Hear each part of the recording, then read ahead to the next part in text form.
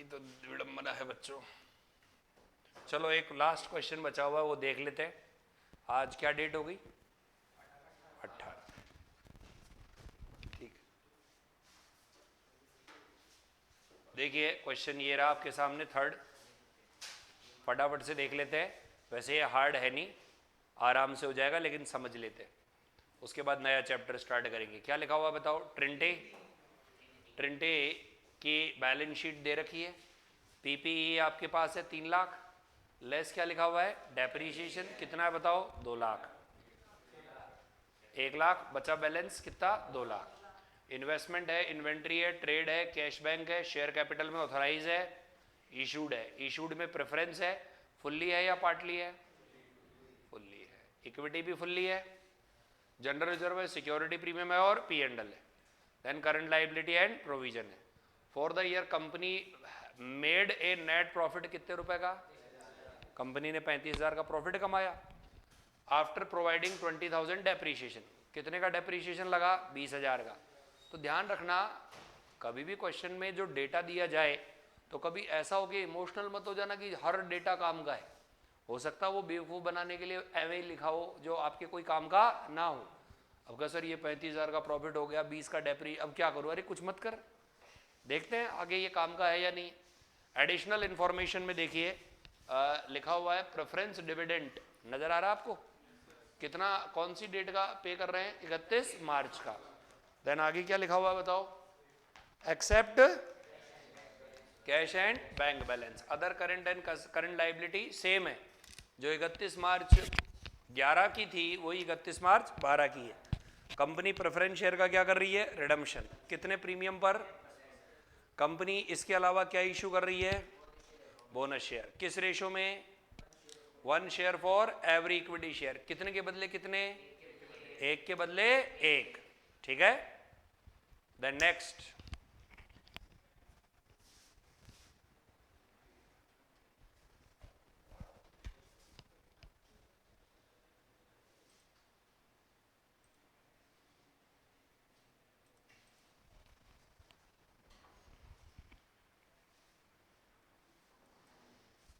Next लिखा हुआ है कि कंपनी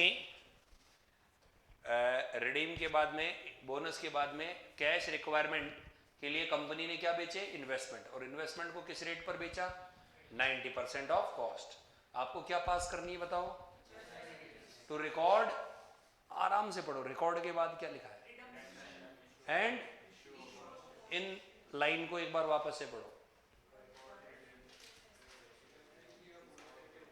एक बार और पढ़ लो, 3 बार पढ़ लो। यानी आपको जो एंट्री पास करनी है इसमें रिडम्पशन और बोनस की एंट्रियां करनी है आपको। वो प्रेफरेंस का डिविडेंड की एंट्रियां, या फिर वो जो प्रॉफिट हो रहा है वो वाली एंट्रियां, या फिर और दूसरी कोई एंट्रियां पास करने की कोई रिक्वायरमेंट नहीं है। अरे क्लियर है? तो चलो कॉन्सेंट्रेट करते हैं अपन। एंट्रियों का खेल है। पहले तो इन्वेस्टमेंट बताओ मेरे को, कितने रुपए की इन्वेस्टमेंट है? देख के बताओ। और उन इन्वेस्टमेंट को आप प्रॉफिट पे बेच रहे हो या लॉस पर बेच रहे हो? क्योंकि कॉस्ट का कितना परसेंट? 90%। तो बताओ बेचने की एंट्री क्या होगी? Bank account debit, P and L account debit to investment. एक बार वापस से बोलो। बैंक अकाउंट कितने से करोगे? पी एंड एल कितने से करोगे? टू इन्वेस्टमेंट कितने से करोगे? 1 लाख। एग्री? चलो बढ़िया था। देन मुझे आप बताओ, रिडम्पशन करेंगे, रिडम्पशन प्रेफरेंस शेयर का करेंगे। कितने प्रेफरेंस शेयर है बताओ? 10,000। इनका रिडम्पशन कितने प्रीमियम पर है? 10%। बताओ एंट्री क्या होगी?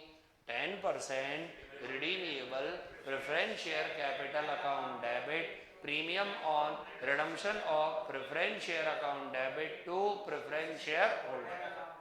कितने कितने रुपए से होगा बताओ? 1,10,000, 1,10,000। बोलो कितने कितने से? 1,10,000, 1,00,000। अग्री? अच्छा जी, बहुत बढ़िया। ये आपके सामने पी एंड एल नजर आ रहा है? कितना दिख रहा है बताओ? इसमें से कितना यूटिलाइज हो गया? इसमें से कितना यूटिलाइज हो गया? लेकिन 10,000 यूटिलाइज होने के साथ साथ आप मुझे बताओ, ये 11 का है और नया प्रॉफिट भी आ गया खूब सारा। बताओ कितना प्रॉफिट आ गया, 35,000। तो पी एंड एल में कोई कमी तो है नहीं, तो बताओ उस प्रीमियम और रिडम्पशन को राइट ऑफ कर दोगे। बताइए प्रीमियम और रिडम्पशन को राइट ऑफ करने की एंट्री क्या होगी, P and L account debit to premium on redemption of preference share. एक बार वापस से बोलो, कितने रुपए से, क्लियर है, कितनी एंट्री होगी, 3। इन्वेस्टमेंट बेचने की एंट्री होगी, रिडम्पशन ड्यू होने की एंट्री होगी, प्रीमियम को राइट ऑफ करने की एंट्री होगी। ओके है, कितनी कैपिटल खत्म कर रहे हैं अपन, 1,00,000। बोलो कितनी कैपिटल, 1,00,000। बच्चों जब 1,00,000 की कैपिटल खत्म की जा रही है, कितने लाख की, 1,00,000 की, तो सीआरआर में भी 1,00,000 जाना चाहिए। बताओ जनरल रिजर्व में कितना पड़ा है, एंट्री बोलो सीआरआर में भेजने की, general reserve account debit to CRR. वापस से बोलो, हाउ मच अमाउंट, पेमेंट करने की एंट्री बोलो, preference share holder account debit to bank. वापस से बोलो, कितने रुपए, 1,00,000। ओके, अच्छा जी। आप मुझे ये बताओ, एक के बदले एक शेयर बोनस में दिया जाएगा। हाँ, ये बताइए कि आपके पास इक्विटी शेयर्स इशूड कितने हैं, इशूड 10,000 है, तो एक के बदले एक दिया जाएगा। तो बताइए कितना अमाउंट चाहिए आपको, 1,00,000, और कहां से आप यूज करोगे, सीआरआर से। तो बताओ एंट्री क्या होगी, CRR account debit to bonus to share holder, और अगली एंट्री क्या होगी, bonus to share holder account debit to equity share capital. That's all, question over. अरे समझ में आई क्या बात। तो एक बार मैं वापस से बोल रहा हूं, सबसे पहले इन्वेस्टमेंट बेचोगे, रिडम्पशन ड्यू करोगे, प्रीमियम को राइट ऑफ करोगे, सीआरआर बनाओगे, पेमेंट करोगे, सीआरआर को बोनस में भेजोगे, और bonus to equity share capital करोगे। Let's check the original solution which is mention in your module. अच्छा, कल जो होमवर्क दिया था उसको चेक किया जाए, नहीं आया उसको मारा जाए।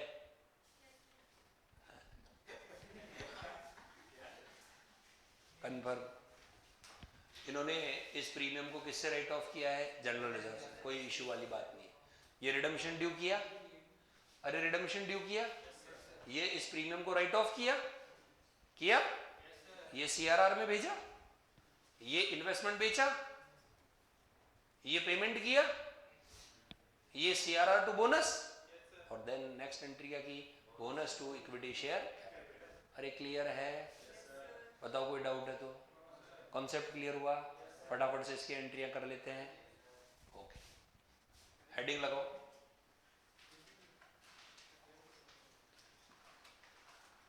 General entry in the books of Trinity limited, general entry in the books of Trinity limited.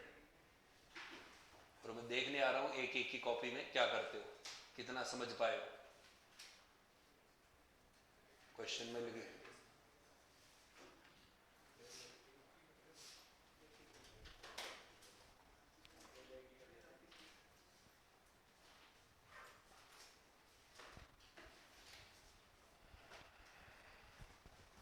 General entry in the books of Trinity limited, फटाफट से एंट्री पोस्ट करो।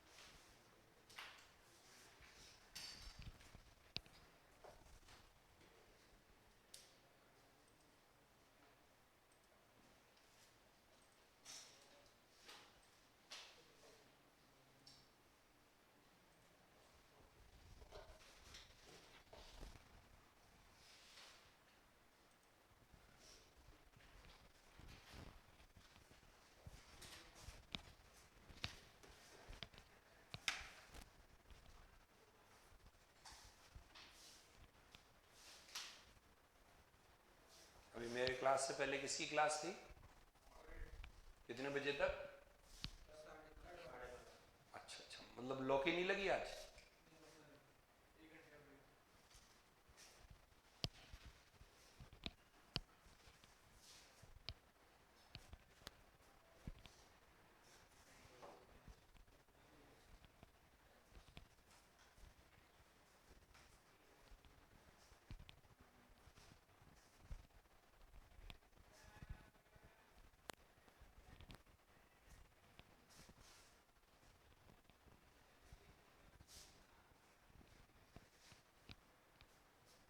ये कौन सा कॉलम है?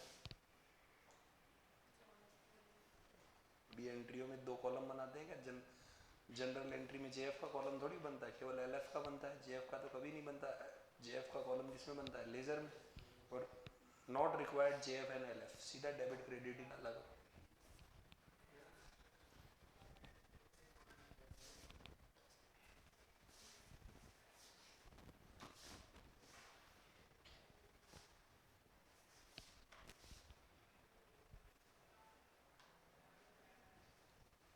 इतनी कार्टालॉजी कैसे कर दी आपने?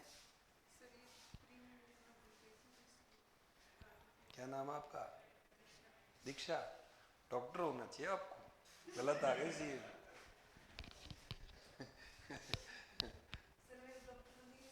हाँ देखो, बिल्कुल राइटिंग डॉक्टर वाली है पूरी।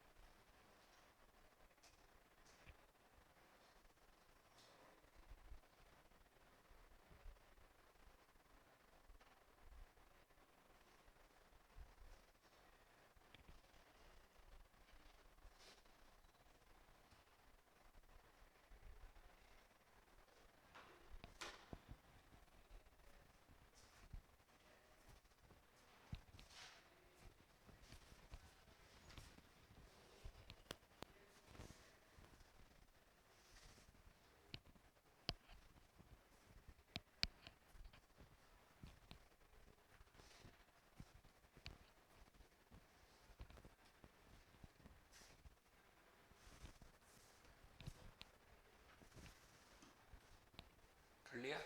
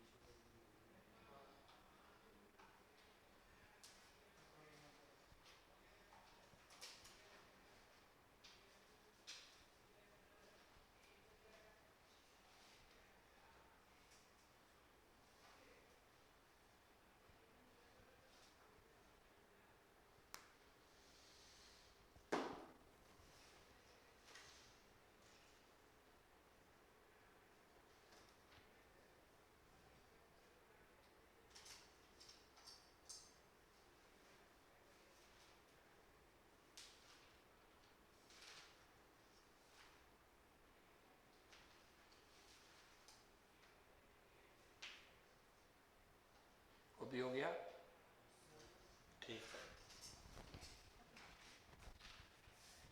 कितनी एंट्री हुई काउंटिंग करके बताओ।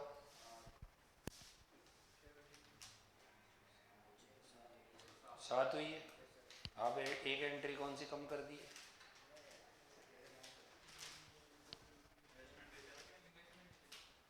इन्वेस्टमेंट बेचने की, प्रीमियम राइट ऑफ करने की,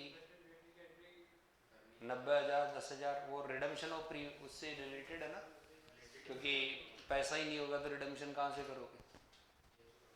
जब तक बेचोगे नहीं, बैंक में पैसा आएगा नहीं, बैंक में पैसा आएगा नहीं, पेमेंट कहाँ से करोगे? ठीक है, तो टोटल कितनी एंट्री हो गई? 7। सिंस बैलेंस शीट आपको बनानी नहीं है, इसका ये क्वेश्चन कंप्लीट हो गया। तो और कोई क्वेश्चन पेंडिंग थोड़ी का इस चैप्टर का? नहीं। ओके, अब यदि हम बात करें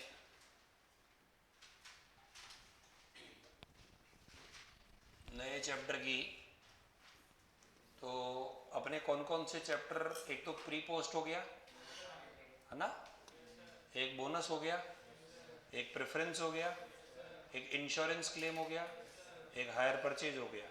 कितने हो गए टोटल? काउंट करो। 5। हम 5, कितने चैप्टर हो गए टोटल? कितने चैप्टर हैं? 14 चैप्टर। तो मैं एक छोटा सा चैप्टर और करवाऊंगा, देन फिर मैं बड़ा स्टार्ट करूंगा। उसका कारण ये है कि बुधवार से कुछ नए स्टूडेंट्स भी आएंगे। इसी में आएंगे, और कहाँ पर आएंगे? उनके लिए नया बैच स्टार्ट कर रहे हैं कि बिल्कुल अलग थोड़ी होगा, इसी में ही होगा वो। उनका अलग बैच होगा। नहीं, गांधीनगर तो शायद नया है। यहाँ पर भी अलग होगा। अब जो भी है, यदि अलग हो जाता है तो वेल एंड गुड, बहुत बढ़िया। और यदि मर्ज हो जाता है तो मुझे तो उसके लिए प्रिपेयर रहना पड़ेगा। यदि अलग होता है कोई दिक्कत ही नहीं, तो फिर हमें तो चैप्टर पढ़ा दिए, फिर उनको लास्ट में पढ़ाए जाते हैं। उनको किस में पढ़ाए जाते हैं? In last. कितने एक बच्चे होंगे जो नए आएंगे? कौन से 50-60 होंगे? मुश्किल से 2-5 होंगे। भाई कितने एक बच्चे होंगे जो नए होंगे? बताओ। नहीं, दो नहीं, आप क्या एडजस्ट करोगे? आपको कोई गोदी में थोड़ी बैठाना है।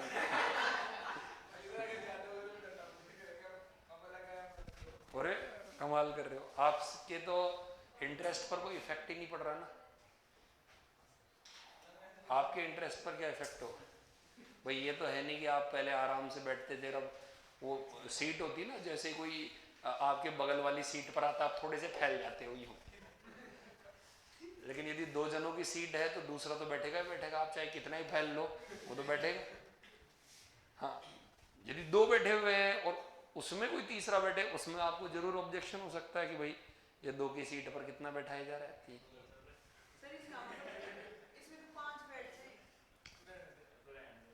अच्छा, हेडिंग लगाओ, redemption of debenture. Redemption of debenture छोटा सा चैप्टर है, पहले इतना शानदार चैप्टर हुआ करता था। अरे पर क्या, बिल्कुल ही खत्म कर दिया इसे। मतलब हायर परचेज है ना, वैसा ही है, समझ लो। दिनों दिन कोर्स को क्या किया जा रहा है? इजी किया जा रहा है। जबरदस्त अंतर। क्या है? इतना खतरनाक अंतर है जिसकी कोई हद नहीं। यहाँ का पढ़ के बीकॉम में करके आ गए तो 0 नंबर मिले, यहाँ का पढ़ के बीकॉम में करके आ गए तो बीकॉम वाले काट के क्या कर देंगे? 0। क्योंकि बीकॉम में है महासंग्राम, जो ओरिजिनली पढ़ाया जाता था आज से 2-3 साल पहले, वो बिल्कुल गायब कर दिया अपने यहाँ। तो बिल्कुल सिंपल एंट्रियां डाल दी, बहुत ही सिंपल एंट्रियां डाल दी। जबकि हाँ, जबकि वो बीकॉम वाले तो पता नहीं जाने किस दुनिया में जी रहे हैं। जब तक ये आएगा पता नहीं, यहाँ पर तो कोई नया अमेंडमेंट आ जाएगा।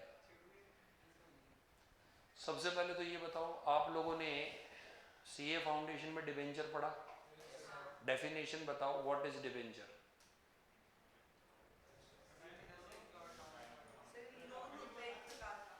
डेफिनेशन बोलो इन इंग्लिश। सिक्योर्ड लोन के हेड में आता है ये, डेफिनेशन थोड़ी है। डेफिनेशन है debenture is an acknowledgement of डेप्ट issued under the common seal of the company in which fix rate of interest and fix date of payment is mention. Debenture loan का एक सर्टिफिकेट होता है, एक प्रमाण पत्र होता है जिसमें इंटरेस्ट की रेट और रीपेमेंट की डेट का मेंशन होता है। बताइए उसे हम क्या बोलते हैं? डिबेंचर। तो डिबेंचर होल्डर को क्या मिलता है? इंटरेस्ट। और शेयर होल्डर को क्या मिलता है? Dividend. What is the difference between interest and dividend? हाँ, इंटरेस्ट हर हाल में दिया जाता है, it is charge against profit. जबकि डिविडेंड क्या होता है? यानी ये केवल तब दिया जाता है जब ऑर्गेनाइजेशन को क्या हो? प्रॉफिट। तो अभी हम किसका रिडम्पशन पढ़ रहे हैं? इससे पहले अभी जो टॉपिक पढ़ा वो किसका रिडम्पशन था? प्रेफरेंस शेयर्स का। ध्यान रखना, इक्विटी शेयर का कभी रिडम्पशन नहीं होता। किसका? तो सर उनका क्यों छोड़ दिया? क्योंकि यदि वो रिडीम हो रही है तो कंपनी बंद हो रही है। क्या बंद हो रही है? कंपनी। इनडायरेक्ट वे में हम लिक्विडेशन ऑफ कंपनी जरूर पढ़ेंगे। कंपनी का क्या होना? बंद होना। कौन सी बुक में? Advance accounting. कौन सी बुक में? तो अपने चैप्टर का नाम क्या बताओ? Redemption of debenture. ठीक है, तो इसमें बिल्कुल 10 तरह के डिबेंचर होते हैं। बट क्या है कि ये सिर्फ और सिर्फ नाम के हैं। जैसे आप लोगों ने पढ़ा होगा डिबेंचर में convertible debenture, non convertible debenture, redeemable debenture, irredeemable debenture, secured debenture, unsecured debenture, first mortgage debenture, second mortgage debenture, ये दुनिया भर के। बट जो जनरली है वो, यदि ये कंपनी एक इररिडीमेबल डिबेंचर इशू करे, भाई लॉ तो कहता कर दो, तो कोई खरीदेगा ही नहीं। जैसे कोई कंपनी ये कहे कि आप हमें पैसा दे दो, कि ठीक है दे दिया, अब आपको ब्याज देंगे लेकिन लोन कभी नहीं चुकाएंगे। ध्यान रखना, कौन खरीदेगा बताओ आप? सिर्फ जीवन भर क्या लेते रहना? इंटरेस्ट। चुकाएंगे नहीं पैसा वापस, कौन आएगा खरीद? तो जनरली जो बाजार में चलता है वो केवल और केवल कौन सा चलता है? रिडीमेबल चलता है। और रिडीमेबल के अलावा जो बढ़िया बढ़िया चीज है उनका कॉम्बो करके और कंपनी डिबेंचर इशू करती है, वरना कोई आदमी नहीं आएगा खरीदने के लिए। उसके बाद भी लोग बाग सामने नहीं आते। जैसे फॉर एग्जांपल मैं बात करूंगी, बैंक में एफडी की रेट है 5.5%। कितनी है? और दुनिया भर की कंपनियों के मैं ऑफर बता दूंगा 9%, 10%, 11% तक देने को तैयार है डिबेंचर। लेकिन फिर भी लोग बाग कहते हैं नहीं लेंगे। डबल रेट में होने के बावजूद भी लोग बाग नहीं लेते हैं, सिक्योर्ड होने के बाद भी नहीं लेते हैं, क्योंकि सभी लोगों को सिक्योरिटी सबसे पहले चाहिए कि क्या पता इस कंपनी में क्या स्थिति हो जाए। वो बड़ी बड़ी कंपनियों के हाल बुरे हैं तो छोटी मोटी की तो औकात ही क्या है। जैसे आपने एक नाम सुना होगा, सहारा इंडिया। क्या नाम है बताओ? किसी जमाने में इंडियन टीम की सबसे बड़ी स्पॉन्सर्ड थी। जैसे इंडियन टीम की जो जर्सी है ना, उस पर जैसे बाइजू लिखा हुआ है ना, वैसे ही क्या लिखा हुआ था? सहारा। तो बाइजू दूसरा सहारा है।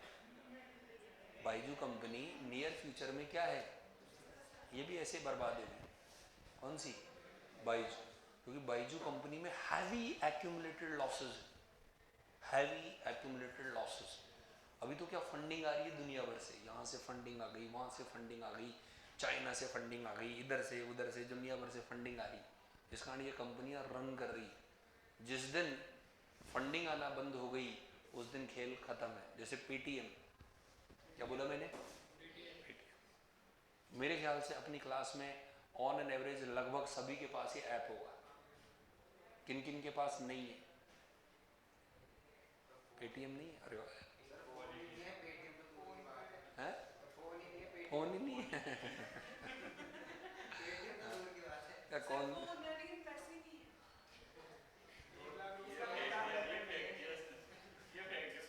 हाँ, बड़ी कन्वीनियंस रहता है। लेकिन आपको पता है पेटीएम पहले ट्रांजैक्शन करने पर उल्टा कैशबैक देता था, और प्रेजेंटली कैशबैक तो दूर की बात है, चार्जेस और लगाता है।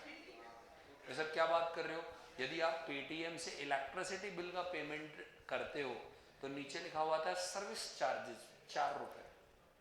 तो पहले तो आदत डाली जाती है, क्या डाली जाती है कि भाई लोग बाग सोचते हैं अरे यार बिजली का बिल जमा कराने के लिए पहले तो ऑफिस जाओ, या ऑफिस भी नहीं जाना चाहो तो किसी दुकान वाले के पास जाओ, दुकान वाला पहले पर्ची काटेगा और वो भी 10 रुपए तो लेगा ही लेगा। कौन सा दुकानदार आपका दोस्त है तो वो भी 5-10 रुपए लेगा। या फिर ई मित्र वाले के पास जाओगे तो आप 10-20 रुपए का पेट्रोल वैसे जला दो। तो ठीक है रे, आप तुरंत पेमेंट तो हो रहा है 5 रुपए 4 रुपए का सर्विस। तो ये धीरे धीरे कन्वर्जन करने के तरीके जियो की तरह। जैसे जियो ने पहले फ्री डाला ना, free free free free free, फिर धीरे धीरे धीरे धीरे अमाउंट को क्या करना शुरू किया, इंक्रीज।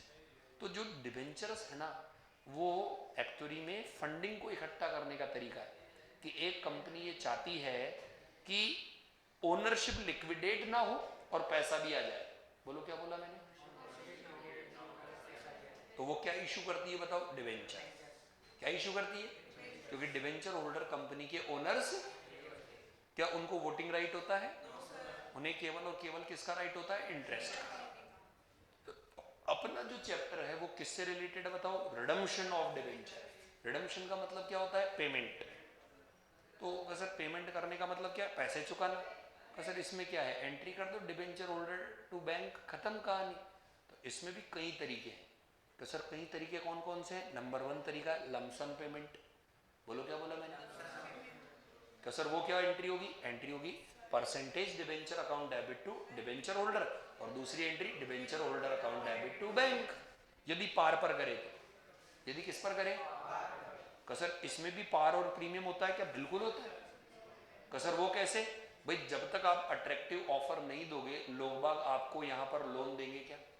लोगों को कहोगे लाख रुपए दे, ठीक है 8% का ब्याज मिलेगा, ठीक है, लेकिन मजा नहीं आ रहा। 5 साल बाद ब्याज के साथ साथ इनाम में 1-10 भी देंगे, अब थोड़ा मजा आया। तो प्रीमियम पर क्या करना पड़ता है? रिडम्पशन। तो प्रीमियम पर रिडम्पशन करे तो जो एंट्री अपन ने प्रेफरेंस शेयर में देखी थी वो की वो एंट्री यहां होगी। बताओ एंट्री क्या होगी? Percentage debenture account debit premium on redemption of debenture account debit to debenture, और देन अगली एंट्री क्या हो जाएगी? Debenture holder account debit to bank, और उस प्रीमियम को वैसे ही राइट ऑफ कर देंगे पी&एल की हेल्प से। अरे किसकी हेल्प से? कौन सा तरीका है ये? Lump sum payment. कौन सा तरीका है? एक तरीका है इन इंस्टॉलमेंट। बोलिए क्या बोला मैंने? तो सर ये क्या है? आप डिबेंचर का पेमेंट है वो एक साथ न करके किस में करते हो? किश्तों में करते हो। जैसे आपके पास में 1 करोड़ के डिबेंचर है, अब 1 करोड़ का पैसा अचानक से थोड़ी इकट्ठा होगा। तो कंपनी ये पॉलिसी अपना रही है कि हर 1 साल बाद में 20 लाख रुपए चुका देगी। कितने? तो एंट्री वही होगी जो मैंने अभी बताई है, लेकिन वो एक साथ 1 करोड़ की एंट्री ना होकर के कितने की हो जाएगी? 20-20 लाख की। कितने साल तक? तो कितने तरीके हो गए? पहला तरीका क्या? Payment in lump sum. दूसरा तरीका क्या? Payment in instalment. कितने तरीके? तीसरा जो तरीका है वो तरीका है परचेज ऑन डिबेंचर। क्या बोला मैंने? From open market. वापस से बोलो क्या बोला मैंने? परचेज ऑन डिबेंचर फ्रॉम, खुद के डिबेंचर ओपन मार्केट से खरीदो और उनको कैंसिल करो। तो सर ये क्या है? भाई होता क्या है कि इन्होंने डिबेंचर खरीदे, इनके पास पैसे थे, इन्होंने डिबेंचर खरीद लिए एक्स कंपनी के। अब इनको ब्याज मिल रहा है, इनको अच्छा भी लग रहा है, लेकिन इनको अचानक से किसकी रिक्वायरमेंट आ गई? पैसों की। अब पैसों की यदि रिक्वायरमेंट आ गई तो ब्याज तो गया साइड में, आज इनको पैसा चाहिए। आज इनको क्या चाहिए? पैसा। तो इसके लिए ये जो डिबेंचर्स हैं ये ओपन मार्केट में ट्रेड होते हैं। किसमें ट्रेड होते हैं? और one can easily sell these debenture to another person. भाई कंपनी के लिए क्या है? कंपनी को आज इनको ब्याज देना है, कंपनी को कल के लिए दूसरे को ब्याज देना है। लेकिन आप भी जानते हो कि ये बाजार डिमांड और सप्लाई पर चलता है। कई लोग तो इसी ठिकाने पे रहते हैं कि ये कहेंगे अरे मैंने तो 100 रुपए का एक डिबेंचर खरीदा था। कहाँ 100 रुपए का खरीदा था? कि लाओ 100 रुपए का। नहीं, 90 में दे रहे हो तो बात करो। कितने में दे रहे हो? आपको तो 100 पर ब्याज मिलेगा। वो तो मैं भी जानता हूँ 100 पर ब्याज मिलेगा और आपने 100 रुपए ही चुकाए हैं, लेकिन मुझे कोई इंटरेस्ट नहीं है अभी खरीदने में, आपको पैसों की जरूरत है, 90 में दे रहे हो क्या? तो ये पैसों की जरूरत है तो उस आदमी को कितने में बेचेगी? 90 में। कंपनियां इसी फिराक में रहती है, जब उनको पता चलता है कि उनके खुद के डिबेंचर इशू प्राइस से कम में मार्केट में ट्रेड हो रहे हैं, तो वो इसी मौके की तलाश में रहती है, वह खुद के डिबेंचर खुद ही खरीद लेती है। कौन? कंपनी को। अच्छा हमारा डिबेंचर 100 रुपए का कितने में बिक रहा है? 90 में। तो कंपनी इन्हीं को ऑफर दे देगी, अरे हमने सुना है आप 90 में दे रहे हो, करे क्या, मजबूरी है क्या? 92 में तो हम देते थे। आपने कहा बढ़िया है, वो 90 दे, आप 92 बाढ़ में गया, वो कंपनी को कितने में बेच दिया? 92 में। कंपनी को क्या फायदा हुआ कि आफ्टर 4 ईयर बाद कंपनी को 110 देने थे, और आज कंपनी के पास में एक्स्ट्रा मनी है, तो काम कितने में सलट गया? 92। जितने लिए उससे भी कम चुकाने पड़े। तो ये कहलाता है purchase of own debenture from open market. समझ में आई बात? इसमें दो तरीके हो सकते हैं। कितने तरीके? पहला तरीका क्या है कि ओपन मार्केट से डिवेंचर खरीदने के बाद में तुरंत कैंसिल कर दिया जाए। क्या बोला मैंने? ओपन मार्केट से खरीदने के बाद डिवेंचर को क्या कर दिया जाए? कैंसिल। समझ में आई बात? और एक तरीका है इन्हें इन्वेस्टमेंट की तरह जीवित रखा जाए और कंपनी को वापस पैसों की जरूरत हो, इनको रीइश्यू कर दिया जाए। यानी खुद ही के डिवेंचर खरीद तो लिए, लेकिन कैंसिल करने की बजाय इन्हें किसमें शो किया जाए? इन्वेस्टमेंट में। और जब कंपनी को पैसों की जरूरत हो तो इन्हें बाजार में क्या कर दिया जाए? रीइश्यू। या फिर इच्छा होगी कैंसिल कर दो तो कैंसिल कर दिया जाए। तो कितने ट्रीटमेंट हो सकते हैं? दो। खुद के डिवेंचर ओपन मार्केट से खरीदो, तुरंत कैंसिल करो, या इन्वेस्टमेंट की तरह ट्रीट करो। और एक और लास्ट तरीका है, वो है conversion of own debenture into shares. खुद के डिवेंचर को किसमें कन्वर्ट कर दिया जाए? शेयर्स। तो कितने तरीके हैं? किसके तरीके हैं ये? रिडम्पशन के, डिवेंचर के। पहला तरीका क्या? Lump sum payment. क्या बोला मैंने? दूसरा तरीका क्या? इंस्टॉलमेंट में पेमेंट। तीसरा तरीका क्या? Purchase of own debenture from open market. और चौथा तरीका क्या? Conversion of debenture into shares. तो कितने तरीके से रिडम्पशन हो सकता है? 4 तरीके से। वही अपने कोर्स में है और इसे ही अपने को पढ़ना है, तो नोट करेंगे। बिल्कुल होगी, जब तक आपने खरीदा सब एंट्रियां होगी, और वो इंटरेस्ट ऑन इन्वेस्टमेंट वाली कॉलम में एंट्रियां जैसे होती है वैसे होगी। तभी तो जो बीकॉम है ना, उसके अंदर तो है मस्त वाली चीज, लेकिन यहां पर कुछ भी नहीं। यहां पर तो एक सिंपल सी एंट्री होगी। बीकॉम में मजा आएगा आपको। BCom first year, BCom first year में तो पता भी नहीं चलता लोगों को कि सिलेबस क्या है, और लोग बाग हो जाते हैं। वो तो बाद में पता चलता, अच्छा ये भी था क्या कोर्स में, ठीक है। लेकिन अब धीरे धीरे धीरे धीरे सरकार ग्रेजुएशन पर सख्ती कर रही। किस पर? अच्छा नहीं नहीं, जरूरी है। मैंने तो इनको लेटर भी लिखाया कि हायर एजुकेशन पे सख्ती करो, 12th तक पास करो, और ग्रेजुएशन में क्या करो? सख्ती करो। फेल करो क्या? बिल्कुल सीए जैसा बना दो एकदम। तो फिर सर हमारे जैसे कैसे करेंगे सर? है सीए भी तो इसमें भाई, चक्कर क्या होगा कि आफ्टर ग्रेजुएशन आदमी क्या मांगता है? जॉब, वैकेंसी, नौकरी। तो उसको 12th पास ही देने दो ना। यदि वो ग्रेजुएट होकर निकल जाए तो जॉब दे दो, काम ही खत्म। पास इतने से करो। ऐसा पेपर लो खींच के कि जो इंटेलिजेंट है, वास्तव में पढ़ने वाला है, वही ग्रेजुएट हो। फालतू में बेरोजगार की लिस्ट बढ़ा के क्या होगा? क्योंकि चक्कर क्या पड़ता है कि बहुत बड़ी प्रॉब्लम है इंडिया में। वो प्रॉब्लम है कि पढ़ा लिखा आदमी लोअर लेवल का काम नहीं कर सकता। क्या बोला मैंने? कैसा? क्यों? तो उसका कारण ये है कि मुझे आप ये बताओ, मैंने एक बार एग्जांपल भी दिया था कि जो अनपढ़ आदमी होते हैं, जो ये दूसरे काम थड़ी ठेले पे करते हैं, इनकी इनकी इनकी अमाउंट क्या होती है? ज़्यादा। लेकिन कोई आदमी ग्रेजुएट हो गया, पोस्ट ग्रेजुएट हो गया, एमकॉम, बीकॉम, तो वो थड़ी ठेले वाला काम कर सकता है क्या? वो नहीं कर सकता, उसे शर्म आती। लेकिन किसी को 8वीं पास ही रख दिया, अब कोई दिक्कत नहीं है। उसको कोई प्रॉब्लम नहीं। सर जैसे हमारी बीकॉम फर्स्ट ईयर निकली है, सेकंड थर्ड ईयर निकल जाएगी। सेकंड ईयर थोड़ी सी टफ रहती, थर्ड ईयर आसान रहती। हेडिंग लगाइए, method of redemption of debenture, method of redemption of debenture.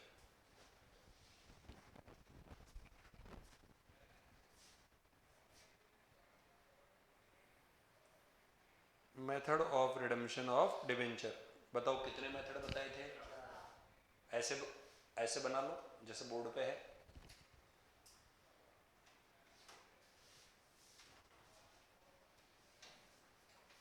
बताओ फर्स्ट कॉलम किसका है? Payment in lump sum.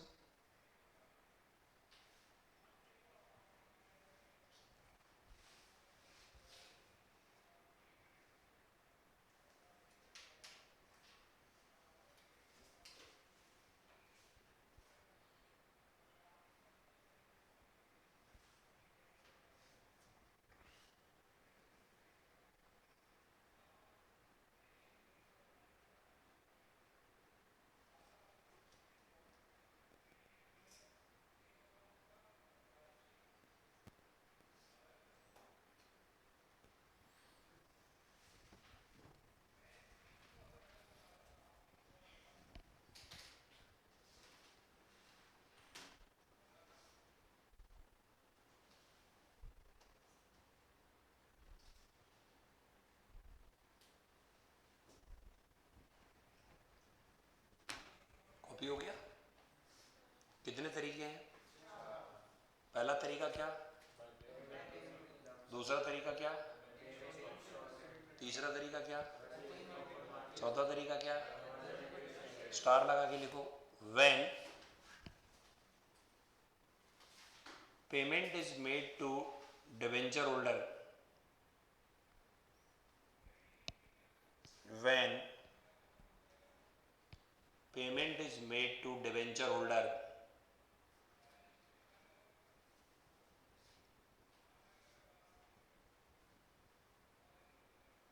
after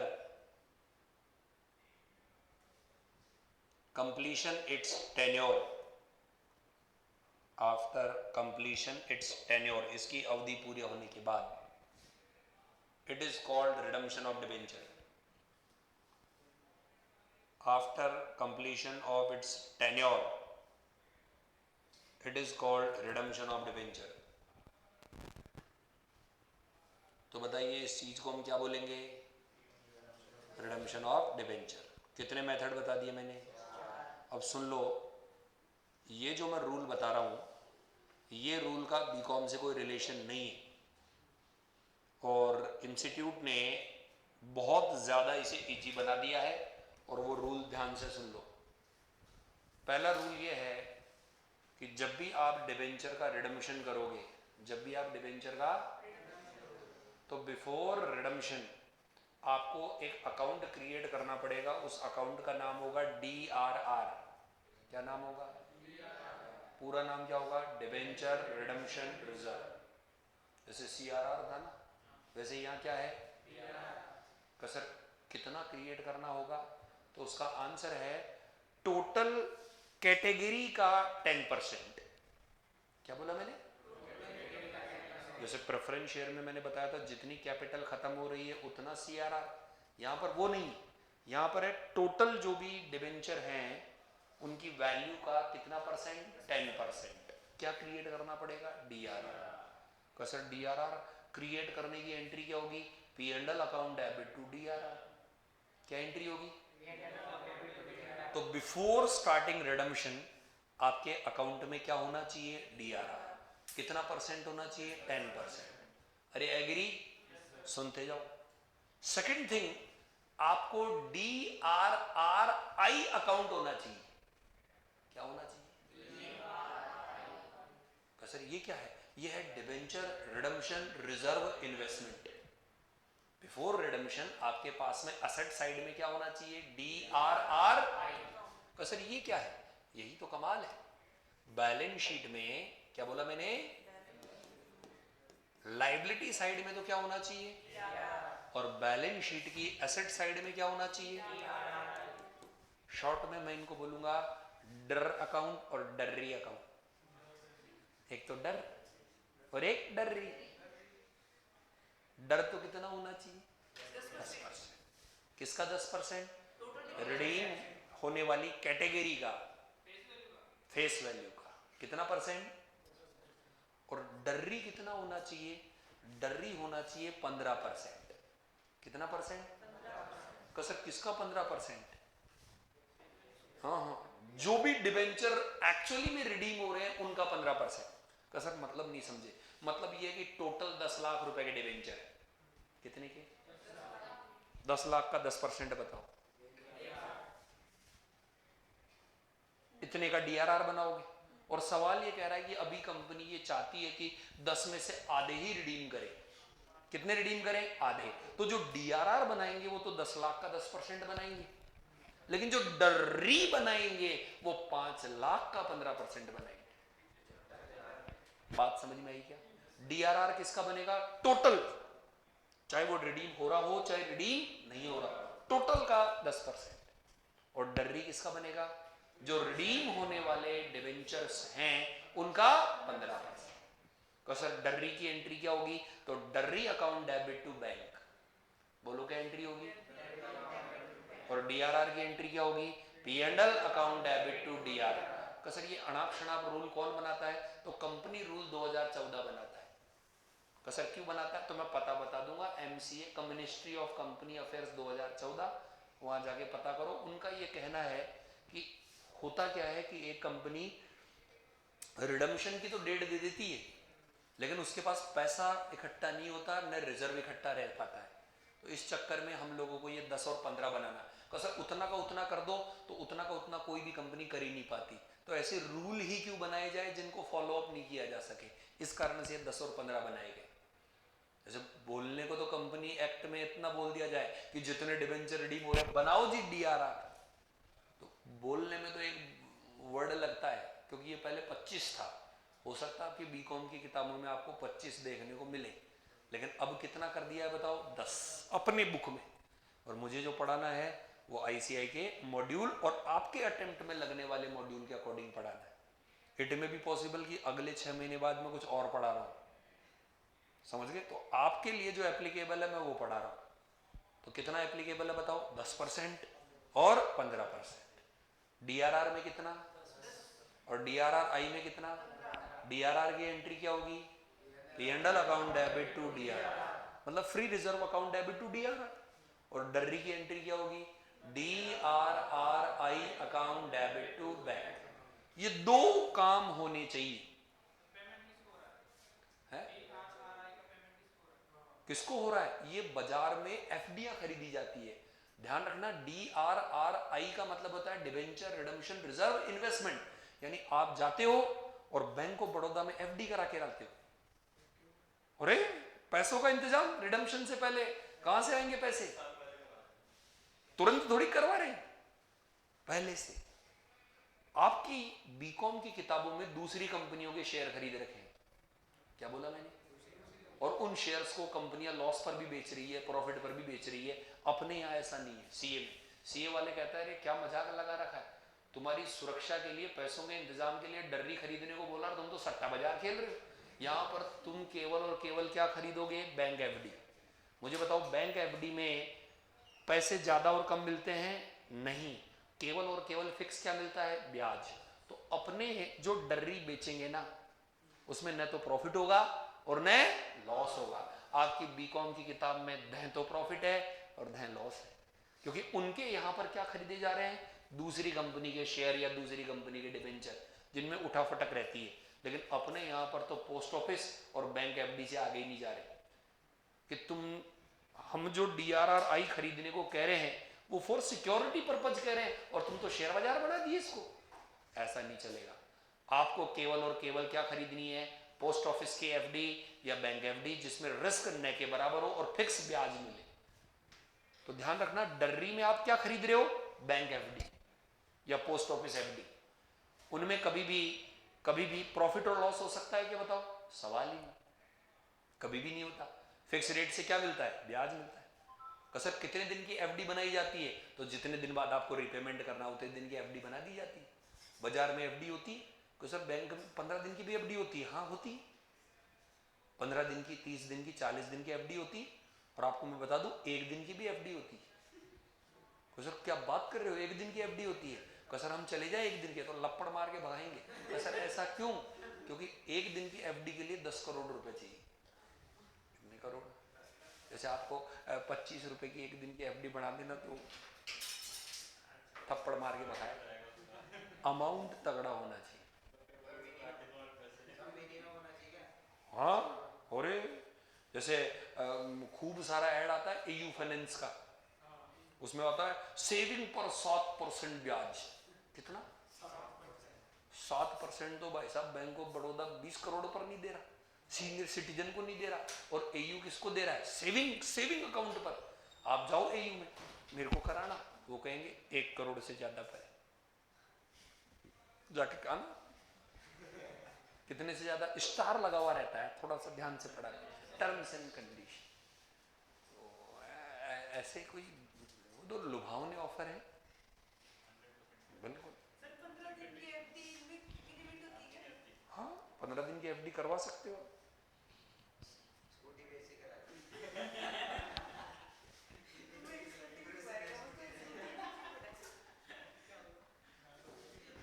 ठीक है, इस तरह से चल रहा है बाजार। तो सर खरीदने की एंट्री क्या होगी इन्वेस्टमेंट को? DRRI account debit to bank. तो सर बेचने की एंट्री क्या होगी डीआरआरआई को? Bank account debit to DRRI. तो सर रिडम्पशन ऑफ डिबेंचर की एंट्री क्या होगी? Percentage debenture to debenture holder. तो सर पेमेंट की एंट्री क्या होगी? Debenture holder account debit to bank. तो सर फिर डीआरआर का क्या करेंगे? जनरल रिजर्व में भेज देंगे। एंट्री क्या होगी? DRR account debit to general, that's all. तो इन एंट्रियों को अपन कल करवा देंगे। आज आपको रूल समझा दिए, कल इनको नोट करवाएंगे, देन सवाल कराएंगे, बस यही पूरा चैप्टर है। बेचना है, बेचना मतलब बैंक में एफडी को एनकैश कराना है। तो एनकैश कराने की एंट्री क्या होगी? Bank account debit to DRRI. न तो प्रॉफिट न लॉस, केवल और केवल क्या मिल जाएगा? ब्याज। ब्याज की bank account debit to interest. क्योंकि ये स्पेशली उस चीज के लिए है, इस कारण इसका नाम क्या लिखा? डीआरआर। स्पेशली उस चीज के लिए लोगों को पता होना चाहिए। ये जैसे आपने मोटरसाइकिल खरीदी, लेकिन उस पर लिख दिया शादी में देने के लिए, तो लोगों को पता पड़ गया ना कि ये शादी वाली मोटरसाइकिल, प्लेटिना।